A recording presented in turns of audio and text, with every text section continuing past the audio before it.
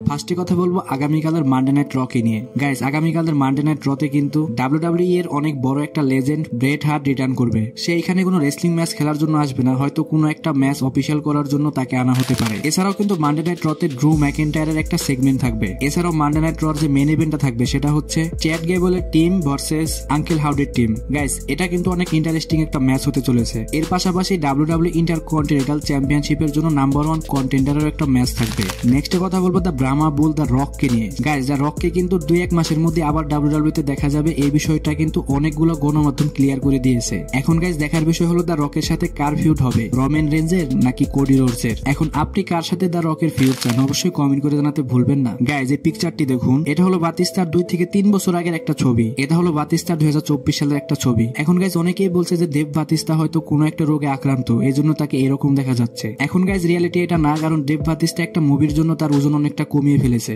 Guys, এরপর কথা বলবো ডাব্লিউডাব্লিউ টপ 5 হাইস্ট পেডেড রেসলার কে নিয়ে। নাম্বার 1 এ রয়েছে আমাদের সবার প্রিয় ট্রাইবাল চিফ রোমান রেঞ্জ, যাকে কিনা ডাব্লিউডাব্লিউ থেকে 2024 সালে $15 মিলিয়ন দেওয়া হবে। নাম্বার 2 তে রয়েছে আমাদের সবার প্রিয় আমেরিকান নাইটমেয়ার কোডি রোডস, যাকে কিনা $10 মিলিয়ন দেবে। নাম্বার 3 তে রয়েছে আমাদের সবার প্রিয় র্যান্ডি অর্টন, যাকে কিনা বছরে $10 মিলিয়ন দেওয়া হবে। নাম্বার 4 এ রয়েছে সেথ রোলিন্স, যাকে কিনা বছরে $9 মিলিয়ন দেওয়া হবে। নাম্বার 5 এ রয়েছে সিএম পং, যাকে কিনা বছরে $8 মিলিয়ন দেওয়া হবে। সো গাইস, আগামীকালের মানডে নাইট রটা অনেক ইন্টারেস্টিং হতে চলেছে। অবশ্যই সমস্ত আপডেট এবং নিউজ জানার জন্য আমার চ্যানেলের পাশেই থাকবেন। ধন্যবাদ।